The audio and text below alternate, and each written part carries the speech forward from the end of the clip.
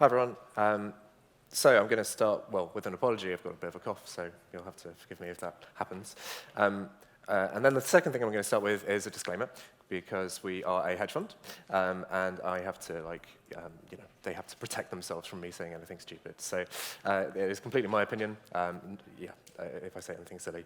Well, let's start with who am I? My name is Jon Bannister. As she said, I run the data science engineering team. I joined about 5 years ago, and I've been kind of involved in notebooks since I started. We have the concept of 10% time, so that means you can kind of do whatever you like, and I chose to work with and around Jupyter Notebooks, especially because we work a lot with the analysts and data scientists within Man Group. So I wrote Notebooker, which is now available on GitHub, if you want to have a go while I'm talking. And yeah, so let's get started. So I guess to start with, why Jupyter Notebooks? Why would you want to productionize them? I mean, they're great, right? There's no contesting that they're fantastic tools for research. They're good for kind of quick analysis. You get instant feedback. It's really easy for someone to pick it up and just start typing and really get instant feedback as to what they're doing. It works for all sorts of languages. But mostly I'm going to focus on Markdown and Python, because that's kind of what we use internally. The problem is that they're also awful. And that if someone gave me a Jupyter Notebook and said, productionize this, I would think very, terrible thoughts. So yeah, they're right ones. You may rerun it later on, but you might forget what you did. You might not get the same result that you did before. It's really difficult to review them. There is tools out there. I'm going to talk about this a little bit later on. They're quite difficult to test. There's tools out there, but actually to ensure that they always work the way you expect them to is tricky. Another problem is that if you're handed a Jupyter Notebook that someone else ran, they will be in all sorts of orders, because you can kind of run it whenever, and it's got constant states. So they're not stateless. They're very much, if you run it in this order, then delete a cell, you'll still get that parameter in memory. So a little bit scary. And finally, if you ran it 3 weeks ago, and you ran it since, you lose that result 3 weeks ago. So that's a bit annoying.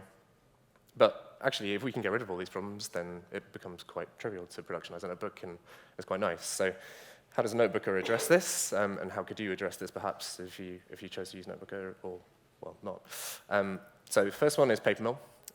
Papermill is an open source project, which is by Interact. And it grew with popularity due to a blog from Netflix. Netflix used this in production to deploy their machine learning models, which you would say is crazy, but actually seems to work really nicely for them. In terms of code review, you can actually use a tool called Jupytext, which allows you to interchangeably convert between IPyNotebook and Python. If you are given Python to review, that's fine. If you're given an IPyNotebook, you'll see in a second. To actually regression test, if it's Python, you can just run it in PyTest, and you can see if it works. If it fails, then it fails, and you kind of understand very quickly. So for us, we can actually just execute the notebook and see if it works or not. Again, Papermill is really good for the execution thing. Papermill will literally take any parameters that you want to add to your notebook, and then it will just execute it in order. So there's no questioning about the order of execution. It will just go from the top to the bottom. And then finally, historical results is Notebooker. So Notebooker kind of wraps all of these things into one nice package. It saves things into the database so that actually you can search, retrieve later on. And it kind of just, it works as a big package to have your reports kind of as a production quality report. So, I mean, what are the alternatives? There are loads out there. This is not an exhaustive list by any means. But Voila is really, really good. It just needs kind of a running environment. So you actually need a backend to be running. In our case, we can just have a static report, and that means that you can kind of have lots and lots of different iterations saved into the database. Binder is great, but it's kind of Jupyter Hub, which is also amazing, but it just serves a different purpose. And there's actually something called Commuter, which is very similar to Notebooker in that you can view historical results. but it's just actually from your file system, so you need to have a very well-organized file system and kind of way to retrieve these results or store them sensibly. So let's just talk about NumFOCUS and explore what it actually is. So the goal really is that it's so simple to use, that you commit something into Git, and it immediately becomes available on the web app. The second goal really is that you can schedule your reports, and by report I mean a Jupyter notebook that has been converted into a template and then executed. You can deploy your changes super quickly, so yeah, you just commit to Git and it's there. And then finally, sharing very easily. So having a permanent URL, for example, being able to share the latest results. Essentially, working very nicely as an experience to kind of collaborate and show the results of your report. So in 8 steps, this is how you would get your report into NotebookR or your notebook into NotebookR. The first one you do is, well, you write a Jupyter notebook, obviously. The second one you do is and this is optional, but you can define one of your cells to be a parameter cell.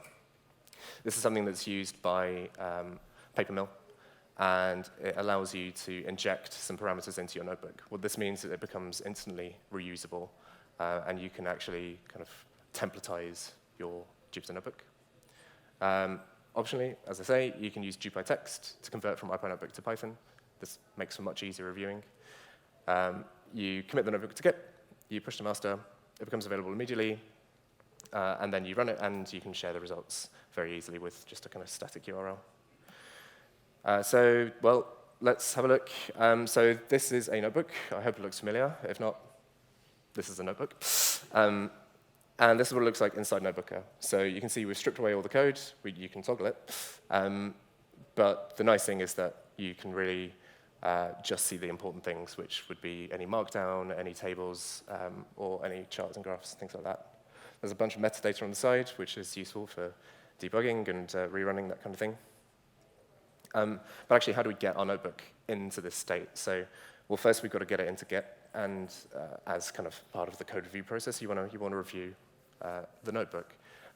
So reviewing an IPyNotebook is just a blob of JSON. JSON is fine, and you can kind of understand what's going on here. You can see that there's a matplotlib inline, there's import pandas, there's PD, somewhere in there. It's OK. And then you scroll down a little bit, and you see this blob of white, and you go, well, what's that?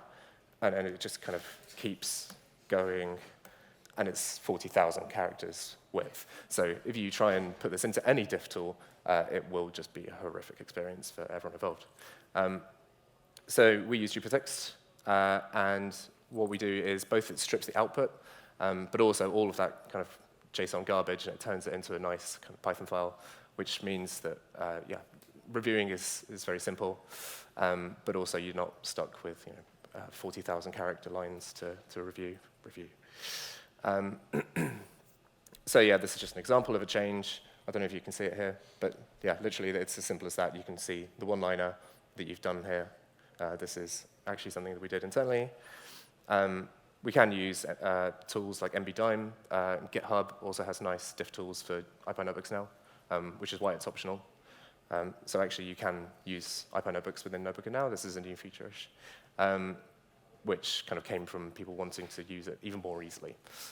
So because the kind of proliferation of tools has happened, and so like GitHub, Bitbucket now support IPyNotebooks natively, it's a much more easy experience these days. Back in 2018, when this was written, it kind of didn't exist.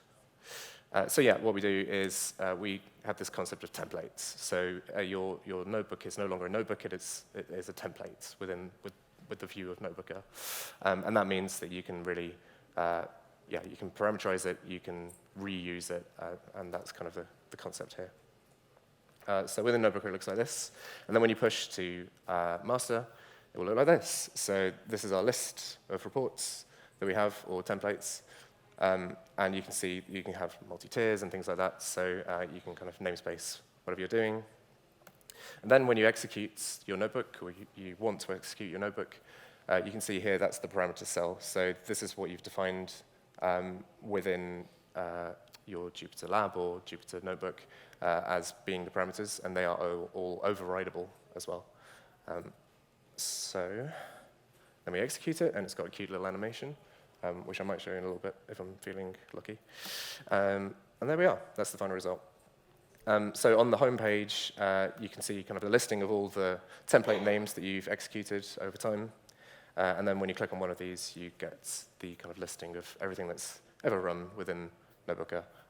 And so you can kind of see there are some ones that errored here. There's one that completed, and there's one that's currently running. If it produces PDFs, for example, then you will get a little button here to download it. And if it's been scheduled, then, again, there would be a little button there. So let's take a little dive into the depths of NotebookR and see how it works. So basically, what we want to do is we want to tell NotebookR to run a template. So how do you do this? Well, you can either do it on the web app, as I just showed, or you can do it within some sort of scheduler. So within Notebook, there is now a scheduler internally, which is nice. But also, you can use anything externally. So you could use Jenkins, you could use Airflow, whatever. And because it all uses the same backend, it just produces the same output. So you ask it to run this template, and you may give it some parameters to override that parameters cell from before, if you remember. Then Jupyter will convert your template back into an IPy notebook. It'll all go into PaperMill, which is the open source library from before. It'll render your results, and then either it'll, it will both email them if you ask for it to email you, and then it will save to storage. In our case, we use MongoDB, but there are plans to use S3 or kind of any other storage. So parametrization is just kind of a bit more of a deep dive into this. So if we have in this one, the parameter is the color of this beautiful graph, then you can add a parameter and override it. And then, for example, you could run the report loads of times or with any sort of color. And this is how you add it within Jupyter Lab. So if you haven't seen it before, this is the interface where you can add tags to cells, which is a pretty niche thing to want to do. But actually, in our case, this is how we define what the parameters are. So publishing, so when you save into NotebookR, as I mentioned, you put it into a Mongo database.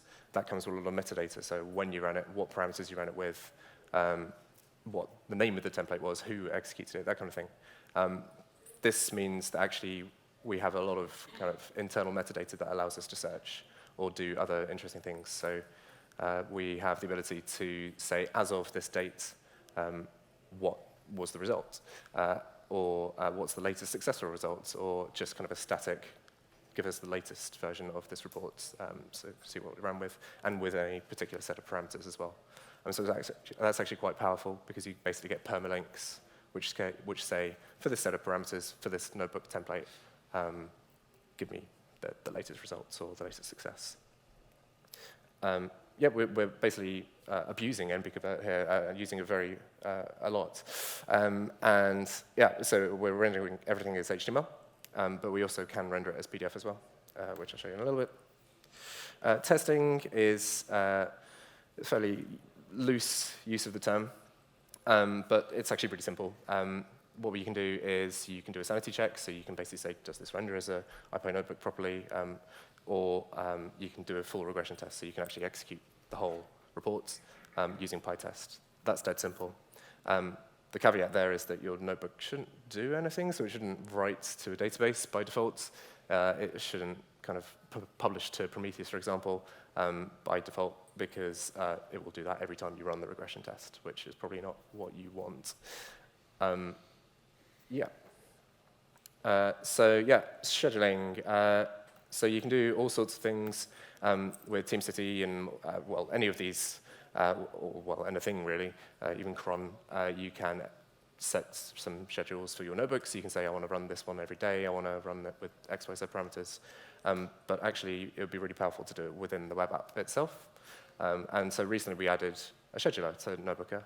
And I kind of wanted to go into a little bit of depth of how I did this, but also how you could possibly add it to your own applications as well, not just within the scope of NotebOOKer. So we opted to use AP Scheduler, which probably stands for Automated Python Scheduler.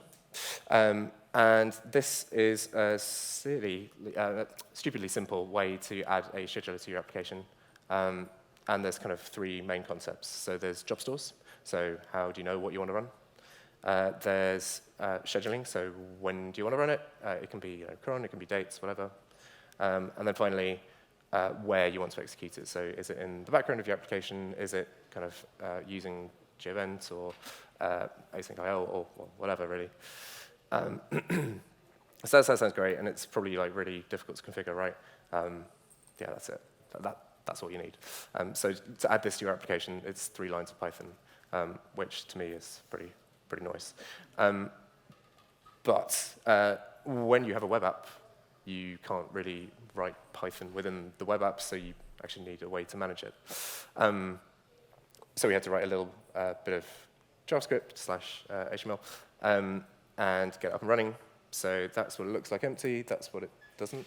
And yeah, basically you can see here that we're using a cron schedule. So it gives you a little view of how to do this. A view of when it happens next. Also, the overrides is quite important. And you can add a custom job title as well. Once you've done that, it shows up here. And in my case, I've set it to run with PDFs and email me. So I get this in my inbox, which is, what color is that? Green? I don't know. Lime green? Who knows? I'm colorblind. And then, so it shows up in the application, as you would expect. So finally, I just want to show you what we did in one case earlier this year. So within Man Group, we have a team called the Data Science Data Management team. And they came to me and said they want to create some checks, which is fine. But they wanted me to write a web app or some reporting framework. So I didn't want to do that. Obviously, I didn't say this. I'm much more polite. So I said, let's have a go at NotebOOKer. And the answer was, yeah, sure. So how did this go? So that's how it went. So these are my very informative Git commits. But what I'm trying to show here is that we did really, really quick prototyping. So as you push to Git, it becomes immediately available in NotebOOKer to the users so that they can add in their own parameters and things like that. So they can run it with whatever they like. They can see the changes immediately, and they can break it. The permanent link that I mentioned before is actually really helpful. So it looks a bit like this. So you've got the latest equals, you've got the name of the template, which is generate active records. You've got latest there, which means just give me the latest version rather than kind of UUID. And you've got the parameters here, so the dataset equals Git history. So that's really helpful. So we sent out metrics to Prometheus, which is a time series database that allows you to basically send out snapshots saying this is the state of something at this point in time. And it also allows you to go back and query that. So we use it internally for alerting and monitoring. And it allows you to basically get a point-in-time history of everything. So in this case, we use gauges, and we say the correlation between these dataset environments is 0.9999, whatever. Also, we can use Plotly, because we are rendering these templates statically within with HTML. Plotly offline allows you to, basically have interactive plots, which is super nice, and just kind of adds another level of interactivity. So this is what it looks like. This is the end result. I've kind of zoomed in because that's obviously impossible to read. But yeah, you can see we've got some interactive charts there. We've got some Prometheus being spat out. And then we've got a Grafana dashboard, which sits on top of Prometheus. It queries Prometheus. And this is basically the output of the notebook report. So in short, in the space of basically a couple of minutes, we already had something up and running. And within a few days, we pretty much finished the prototype, and it took a matter of 1 or 2 weeks to actually get the finished product out. So this is really, really good for quick prototyping, especially when there's a lot of back and forth with users. If you want to get a report out very quickly, this was great for us. Yeah, in summary, NumFOCUS allows you to convert your Jupyter Notebooks into reports, or more accurately, into templates, which means that you can kind of execute a reduced version of your Jupyter Notebook. And then Parametrised is great. Papermill is great, actually. So I recommend you check that out if this sounds interesting to you. AP Scheduler is dead easy to get set up. It's ridiculously easy. I couldn't believe I didn't find it earlier. And then finally, NumFOCUS, it's proved really helpful, more helpful than we imagined it would initially. In 4 years, it's been used all of this and more within Man for kind of all sorts of things, reporting dashboards, just monitoring whether your stuff is working, for even kind of portfolio management, that kind of thing. So this is where it is. It's all on GitHub. It should be fairly easy to set up. Those are 3 steps, which is available on the GitHub. And yeah, thanks for listening. I probably have time for a demo if you're interested.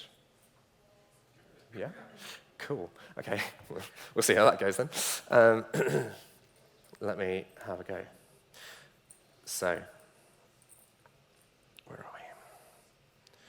So this is an example of NumFOCUS. It's pretty, yeah, you can kind of see it, can't you? So we have examples rainbow here, which is obviously a fabulous name.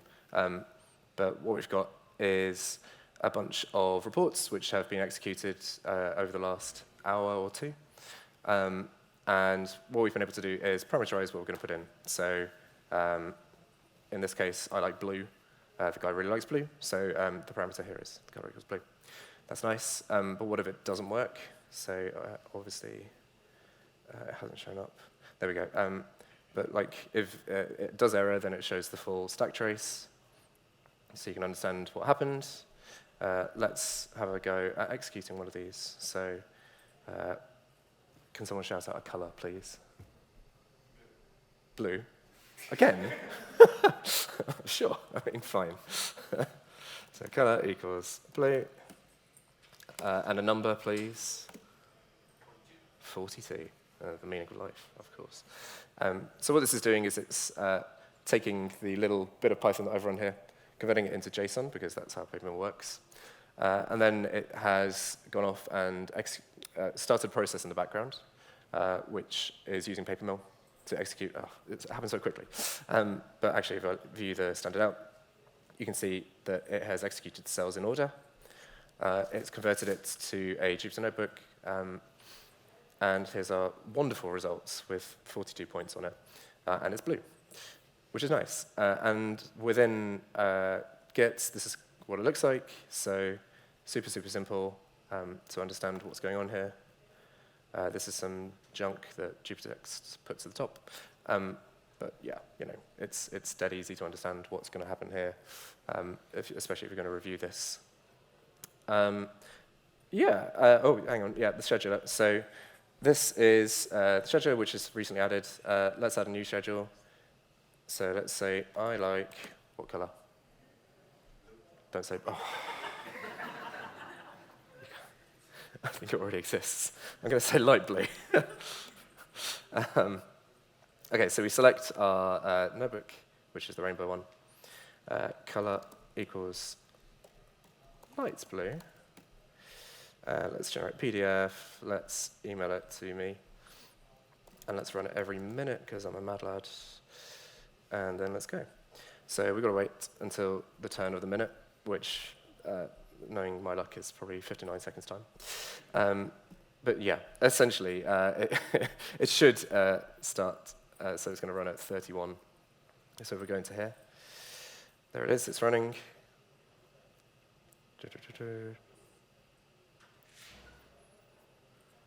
And there it is. Lovely. So if I look at my inbox now, I've probably been spammed with this PDF, which is probably underwhelming. There you go. Lovely. So there's options to remove the input code as well. But yeah, essentially, that is it. That's NumFOCUS.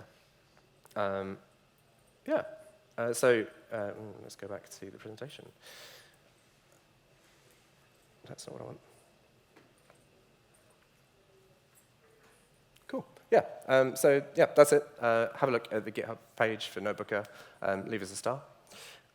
Come visit our booth to have a play with Notebooker yourself to see how easy it is. Man Group also has a competition which is ending at 3 o'clock today to win a set of headphones, I think. So yeah, absolutely, come say hi. Are there any questions?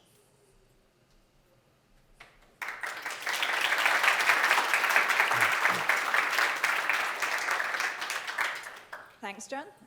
We've got plenty of time for questions. Not exactly the deepest question, but could you go back one slide so I could take a photo of the... Yeah, sure. Yeah.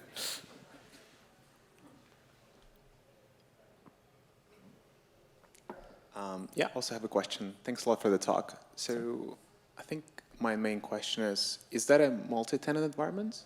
Can multiple users restrict their permissions of who can see what, for example? Like some reports might be only visible to the users created them. Yeah, great question. So within Man Group, we have some hedge funds which are quite sensitive to who can view what. So there might be portfolio managers who don't want other portfolio managers to see what they're doing. So we actually do have this use case. If you use, basically if you put a reverse proxy on top, you can say for this specific URL, I don't want people to view this thing. So if we go back to Notebooker, if it's going to work, it's probably not going to work. Yeah, basically, it's all namespaced by the template name. So if you put it in a folder saying my private folder, you can say, I don't want people to view the results of this, and I never want people to be able to execute it. So you can lock it down basically that way with URLs.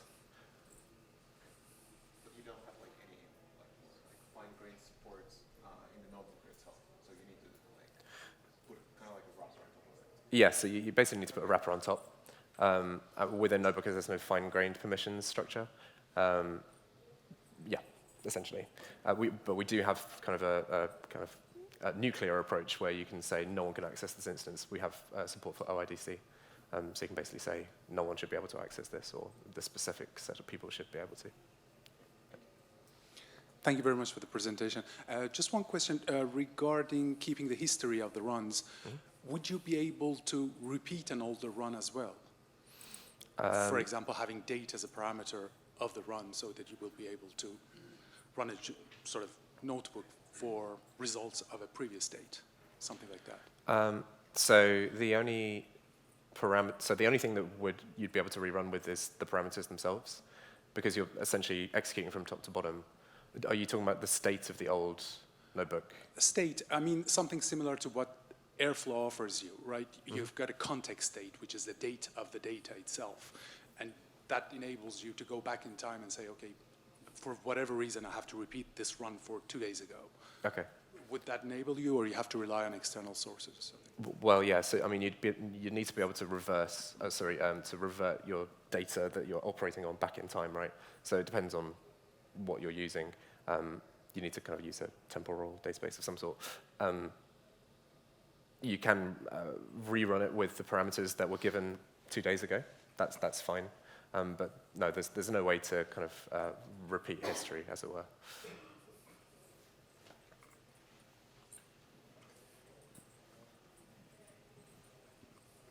Hi, this looks really cool. I was just wondering if I could use it for Julia notebooks as well as Python. So it only supports Python at the moment, but I'm more than happy to give it a go with Julia. Yeah, that'd be great. It's open source, so obviously contributions are welcome. But yeah, our focus is Python because we only use Python internally. Yeah, I'd love to explore that. Actually, that sounds very cool.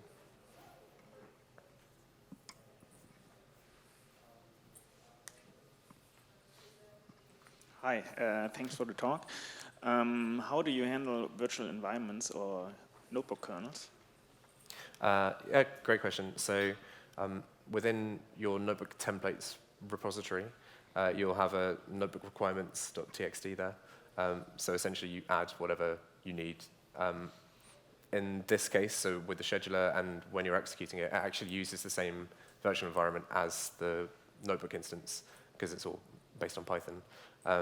So you would essentially need to redeploy your instance if you wanted to upgrade the version of whatever package, or you need to add a dependency. If you are running it externally, however, so say you've created a Docker image which has all the dependencies you need, and it's just executing a notebook and saving it to Mongo, then you can kind of have that as a separate process. But essentially, yeah, it's all using the same virtual environment as it is. So it's not possible at the moment to have different environments for each report? No, basically because there would be a lot of setup required to actually get it up and running, or you'd need to give it a separate Docker image or something like that. So this is just kind of in the most simple case, basically, you basically just have all of your dependencies in one virtual env and you're good to go. Okay, thanks. Hi, thanks for the talk. There was an earlier question about multi-tenant usage. Mm-hmm. So I see, obviously, when people can execute, and that's great. But, there's no indication of who executed. And could you talk a little bit more about sharing in terms of? I'm thinking, if I was to use this in a production environment, Mm-hmm. I might want to, for example, have a system user executing on a daily basis. As that might be my systemic batch run on the day. But what if I wanted users to do kind of scenario testing during the day? How would I be able to differentiate between the runs? Yeah, so that's you basically need to pick out the username from OIDC. So if you've got some authentication on top, which is kind of handled internally, you need to enrich the metadata with what you're doing. So in short, no, it doesn't exist just yet. But that's a really nice idea. I mean, it's an open source project where we're trying to build out requirements and things like that, and feedback like that is really helpful. So actually, if you could raise an issue on GitHub, then we'll look into that, because I think that would be really nice. Any other questions?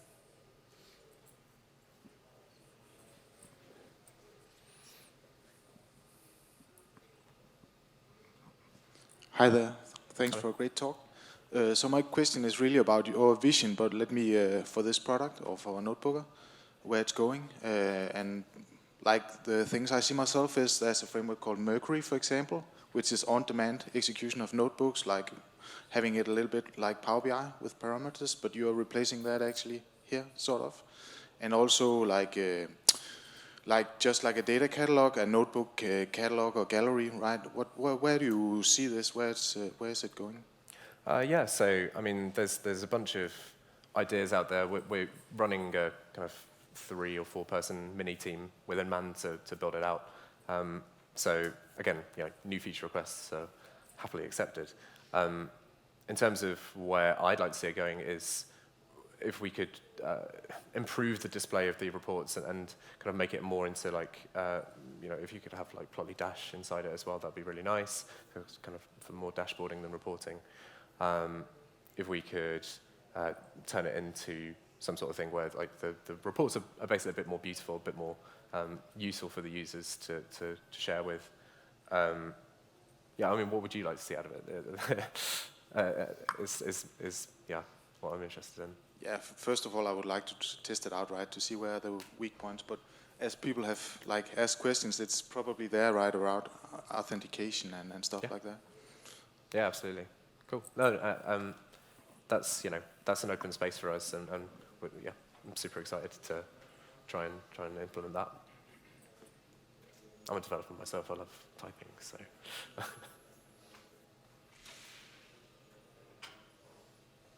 Great. Let's thank Jon again.